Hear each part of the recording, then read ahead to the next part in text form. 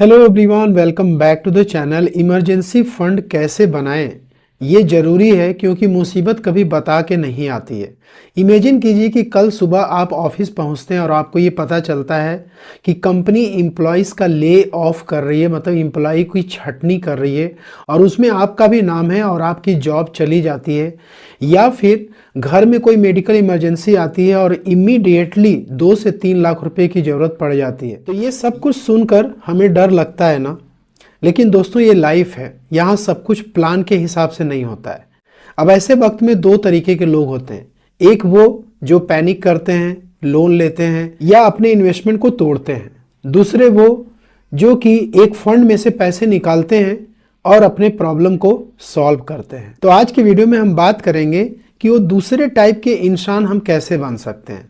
हम बात करेंगे इमरजेंसी फंड के बारे में। ये फंड कितना होना चाहिए, कैसे इसको बिल्ड करना चाहिए और इमरजेंसी फंड का पैसा हमें कहां पे सेव करके रखना चाहिए। तो सबसे पहले एक मिसकंसेप्शन को क्लियर करते हैं कि इमरजेंसी फंड कोई इन्वेस्टमेंट नहीं है।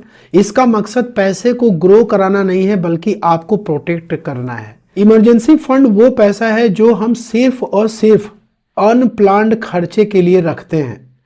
अब ध्यान रहे कि आईफोन लेना इमरजेंसी नहीं है, दिवाली पे आप शॉपिंग कर रहे हो वो इमरजेंसी नहीं है। तो फिर इमरजेंसी का मतलब क्या है? जैसे नौकरी चली जाए या फिर कोई मेडिकल इमरजेंसी आ जाए जिसके लिए अनएक्सपेक्टेड मेडिकल बिल्स हमें पे करना है, या फिर घर में कोई बड़ा रिपेयर कराना हो, कार का रिपेयर कराना हो जिसके बिना कि हमारा काम नहीं चल सकता है, ये सब इमरजेंसी की कैटेगरी में आते हैं। अब सवाल ये आता है कि इमरजेंसी फंड के लिए कितना पैसा इनफ है। क्या 50,000 या 1 लाख या 5 लाख का इमरजेंसी फंड बनाएं? तो इसका एक सिंपल थंब रूल ये है कि 3 से लेकर के 6 मंथ्स के जो आपके एक्सपेंसेस हैं, मैं यहाँ पे एक्सपेंसेस की बात कर रहा हूँ, मतलब खर्चा जो आपका है वही आपका इमरजेंसी फंड होना चाहिए। एग्जाम्पल से इसको समझते हैं। जैसे मान लीजिए कि आपकी सैलरी 50,000 रुपीज़ पर मंथ है, उसमें से आप EMI, रेंट, ग्रोसरी के आइटम्स, बच्चों के एजुकेशन के मंथली ट्यूशन फीस हो गया, या फिर और भी जो इलेक्ट्रिसिटी बिल्स है, ये सब कुछ मान लीजिए जोड़कर 30,000 रुपीज़ आपके खर्चे आ रहे हैं। तो आपको इस 30,000 रुपीज़ का इमरजेंसी फंड बनाना है। तो मैंने ये कहा कि 30,000 का 3 से लेकर 6 मंथ्स, मतलब 3 मंथ्स का बना रहे हैं तो 90,000 रुपीज़ चाहिए। 6 मंथ्स का आप ले रहे हो तो 1,80,000 रुपीज़ चाहिए। अब बहुत सारे लोगों की जो जॉब होती है बहुत ही रिस्की सेक्टर में होती है, जहां पर कि जॉब की कोई भी गारंटी नहीं होती, कभी भी किसी समय एम्प्लॉय का ले ऑफ हो जाता है, या फिर आप फ्रीलांसिंग की सर्विसेज देते हैं तो यहाँ पे अनप्रेडिक्टेबल होता है। तो ऐसे केस में 12 मंथ्स का इमरजेंसी फंड प्रिपेयर करके चलना चाहिए। अब बड़ा सवाल ये है कि इमरजेंसी फंड का पैसा हमें कहाँ रखना चाहिए। लोग बड़ी गलती ये करते हैं कि इमरजेंसी फंड का पैसा या तो कैश में रखते हैं या फिर स्टॉक मार्केट में इन्वेस्टमेंट कर देते हैं। दोनों ही गलत है। तो इमरजेंसी फंड के लिए हमें 3 चीजें चाहिए। पहला है सेफ्टी, कि आपका पैसा डूबना नहीं चाहिए। दूसरा लिक्विडिटी, कि यदि रात को 2 बजे भी पैसे की जरूरत पड़े तो आपको आसानी से मिल सके।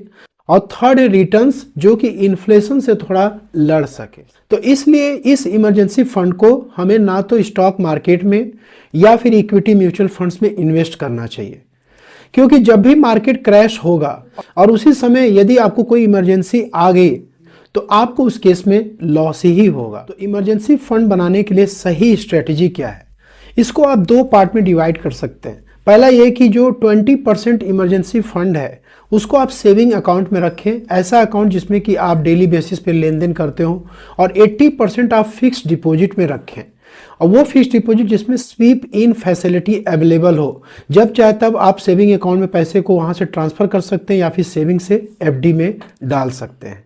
और इसके अलावा आप लिक्विड म्यूचुअल फंड्स में भी पैसे को रख सकते हैं। लिक्विड म्यूचुअल फंड्स वो फंड होते हैं जो कि पैसे को गवर्नमेंट सिक्योरिटीज में लगाते हैं, जो कि काफ़ी सेफ होती हैं।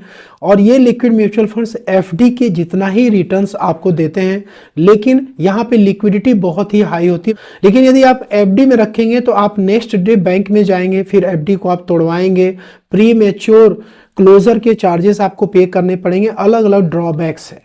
लेकिन लिक्विड म्यूचुअल फंड्स में इस तरीके की बातें नहीं है दोस्तों। तो लिक्विड म्यूचुअल फंड्स में आप जा रहे हैं तो जैसे SBI का लिक्विड फंड, HDFC का लिक्विड फंड, जस्ट एक एग्जांपल के लिए मैं आपको बता रहा हूं, या फिर कोई हाई रेटेड फंड्स को आप देख सकते हैं। अब माइंड में ये सवाल जरूर आपके आता होगा कि सर हमें इमरजेंसी फंड बनाना है 6 मंथ्स ऑफ एक्सपेंसेस, मतलब अप्रॉक्सीमेटली 1,80,000 रुपीज। तो इतना पैसा मैं एक साथ कहां से ला पाऊंगा? तो दोस्तों इमरजेंसी फंड एक दिन में नहीं बनता है। तो इमरजेंसी फंड को बिल्डअप करने के लिए आपको सबसे पहले एक टारगेट फिक्स करना होगा कि मैं 10,000 रुपीज इमरजेंसी फंड में ट्रांसफर करूंगा। जब ये टारगेट आप फिक्स करते हो तो आपके महीने की सैलरी जैसे ही आती है, आप 10 से लेकर 20% सबसे पहले आप इमरजेंसी फंड के लिए अलग कर लीजिए, जैसे आप म्यूचुअल फंड में एसआईपी के लिए करते हैं।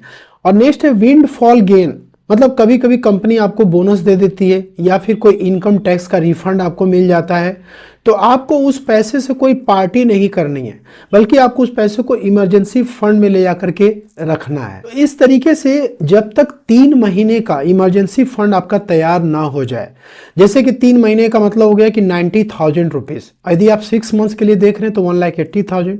तो जब तक ये पैसा आपका रेडी ना हो जाए इमरजेंसी फंड का, तब तक आपको कोई दूसरा इन्वेस्टमेंट सोचना ही नहीं है, जैसे म्यूचुअल फंड, स्टॉक मार्केट या क्रिप्टो।